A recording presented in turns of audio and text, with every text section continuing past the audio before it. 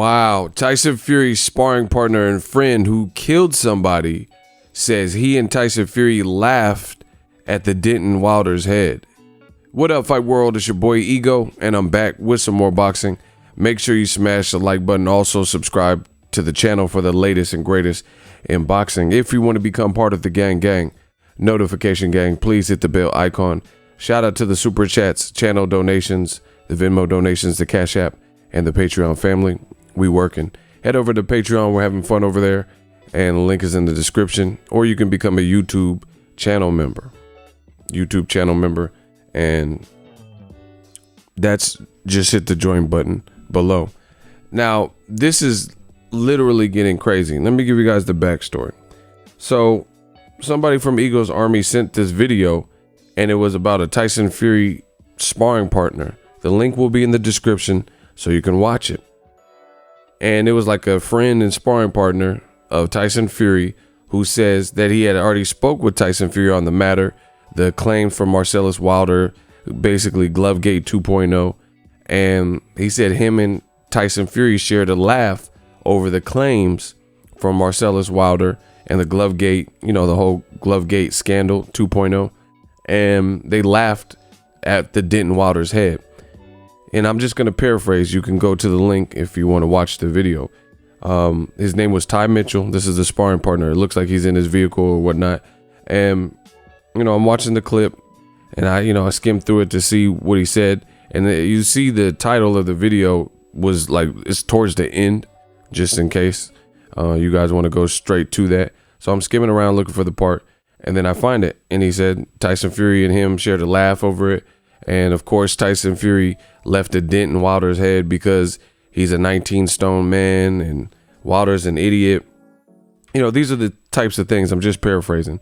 Wilder's an idiot because you can't get away with doing that type of stuff with the commission being there, right there, and the commission signs off, right? So I watched it and I was listening to the dude's opinion. And there's pictures of Tyson Fury. Let me see if I can pull up some of the pictures. Tyson Fury. And he also said he sparred with other guys like Tony Bellew and guys like Dillian White, and he got high levels of praise from them. You know, I guess he hits hard. He's a person with power. Oh, here's the video right there so you guys can see it, right? There's a picture of Tyson Fury and this fellow, Ty Mitchell. So let me see if I can enlarge this for you guys. So there's Tyson Fury. They work together. I don't know how many times they've sparred together. That's him in the ring. And my thing was this. I'm not really familiar with his career. This is the guy. You know, this is the guy. You see him with Tyson Fury. And Tyson Fury on his Instagram story has a video with this guy. So I'm not really sure who that is. Maybe a family member of Tyson Fury. I don't know. You know, similar beard. But this is the guy that did the interview, and it says Evil Love on his hat. That guy, right? So I wasn't really familiar with him particularly. So, you know, they kept saying throughout this interview that they're trying to get his license back and stuff like that. I didn't watch the whole interview. I just kind of skimmed through it. So I'm like, get your license back. Didn't really know who the guy was. So I just looked it up. And upon looking it up, you won't believe what I discovered. So the reason he's lobbying to try to get his license back is because apparently he killed a man. He got in a fight with, it sounds like a civilian, and he hit him one time. The guy came crashing down, or I guess fell to the ground and hit his head on the pavement and suffered brain injuries. And the guy later died in the hospital, right? And I'm going to pull this up so you guys can see. Like this is becoming a real life like movie, right? Exclusive. Sam Jones lobbies for Ty Mitchell. Boxer killed my brother with a single blow, right? So let's pull this up for you guys. This is like a real life movie, 30 for 30.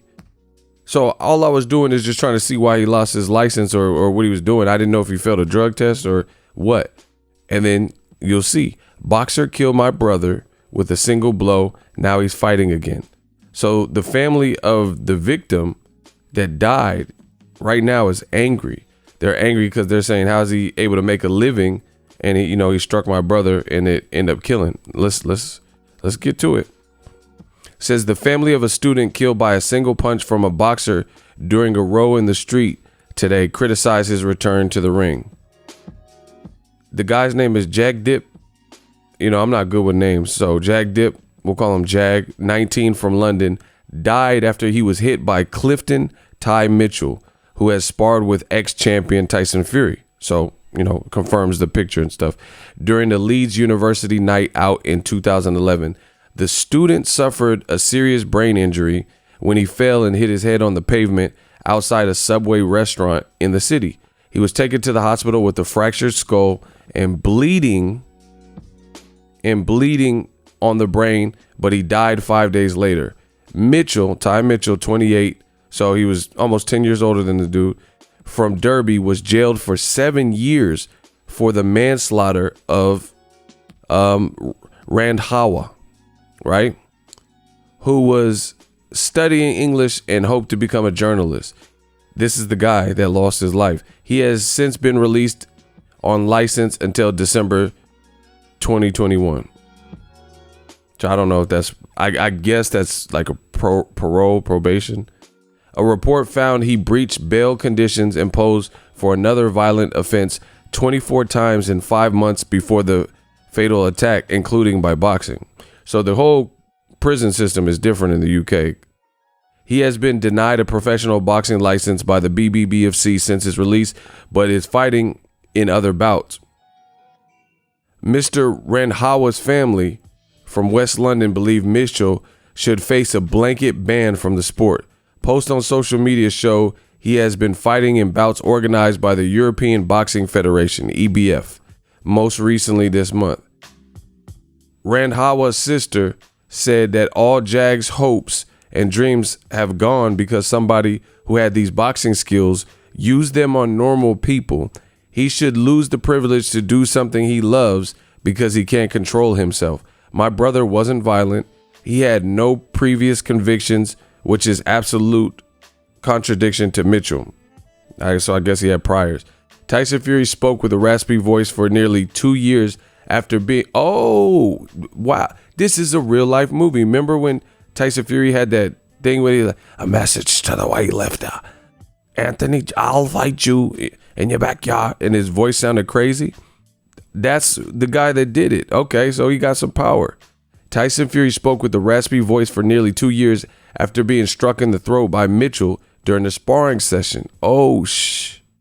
Pro boxer Sam Jones said Mitchell had served his time and told World Boxing News, quote, he sparred with the likes of Dillian White, Tyson Fury, Huey Fury, Tyson Fury's cousin. Just give him a second chance. His father, boxing coach, his dad's a boxing coach, Clifton Mitchell, said his son's fatal punch was a freak accident. He said he is not a hooligan. He was just a kid when it happened, but he was 28. Boxing is his only trade. My son will fight again. An inquest in 2016 found Mr. Randhawa had been put on a faulty ventilator for 46 minutes after the incident, starving his brain of blood and oxygen. The inquest jury found the punch to the head and the treatment at Leeds caused his death. So they're saying he wasn't able to breathe on the machine after he had a brain bleed. Sounds like he was hemorrhaging, right? And I'm not really familiar with that particular website, but this is all confirmed. And he's talking about it. He's talking about it in the, I'm trying to get my license back, but he didn't go into it. So I had no idea. I have no idea who this guy was, right? But here's more, and I've used Metro before. Family furious as son's killer is allowed to return to boxing ring. So this was last year, March 2019. So I guess he got out of prison. He did 7 years, got out of prison, and he's fighting on smaller shows, but he can't get his license, I guess, for the bigger shows. And they're trying to put him back. Listen, that's the guy that lost his life. This is like an actual movie, what's happening right now with Tyson Fury. And the craziest thing, like you got to peep the setup. This interview comes out in the middle of GLOVEGATE 2.0, right? Crazy. And Ty Mitchell, he seemed pretty chill. He was just in his car talking or whatever. And we do the research and we see, if you're not familiar with him, that he has priors, I guess, and he ended up killing a person. This is the person you choose to interview who killed somebody. And the title of the video is he's laughing, him and Tyson Fury, they're laughing at the dent in Wilder's head, which pictures have leaked onto the internet. And see, this is BBC News, so we know it's real. You know what I mean? And there's a title to a video. This doesn't sound like a movie. Like, there's a title to a YouTube video saying, me and Tyson Fury had a good chuckle or laugh at the dent in Wilder's head, whilst Tyson Fury is being accused of having gloves that are broken in, GLOVEGATE 2.0. And then we do the background check and find out this man has actually killed somebody and served a bid and did 7 years in prison. And this was the person that was decided to interview. I don't really think, I'm not the smartest brother in the world, but I don't really think that is the best move to try to clear the air. I don't think it's the best look for Tyson Fury. Listen, you got to look. People already accused Tyson Fury. There's the Kinahan connection. They say he's into some stuff in Ireland. And then you had the Irish media protesting. You are already in the midst of GLOVEGATE and the accusations, you know, new media and fans and Marcellus Wilder. And then now you have somebody who reached out to Ty Mitchell, and we find out his background. He's actually killed somebody in a, you know, at a university, or I think they said in front of a subway, and had to do 7 years in prison because the dude cracked his head open basically and had a brain bleed. And this is the person that was chosen to, I guess, vouch for Tyson Fury and call Wilder an idiot. The other thing, if you pay attention to the video, whoever the host is wearing a Kronk Gym shirt. So, you know, I don't know if it sounds like almost like so crazy that you would even do this, that I don't even understand how this would even happen. Like, that's, you have a host with the Kronk Gym shirt, which is the gym that Tyson Fury reconnected with, you know, for the GLOVEGATE 2.0 fight, the second Wilder fight. And then you have a guy that Ty Mitchell that we're finding out. Listen, I'm not God, so I'm not here to judge the Ty Mitchell situation. He got to repent. He already, you know, he served time and whatnot. But this is crazy. If you look at it, this is crazy. Link in the description.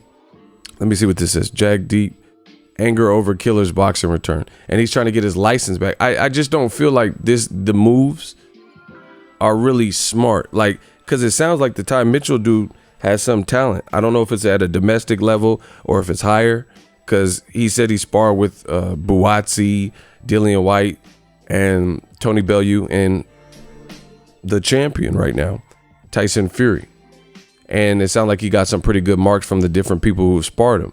But it seems like, this is just me, again, I'm not the smartest brother in the world. It seems that if you had this in your past or whatever, and you were trying to put that past you, 7-year bid, you probably wouldn't be saying stuff like, when you serve 7 years for manslaughter for killing somebody with a punch who wasn't a boxer, you know, on some civilian stuff, that we laughed at the dent in his head. Like that, I mean, that just sounds malicious, and that sounds crazy.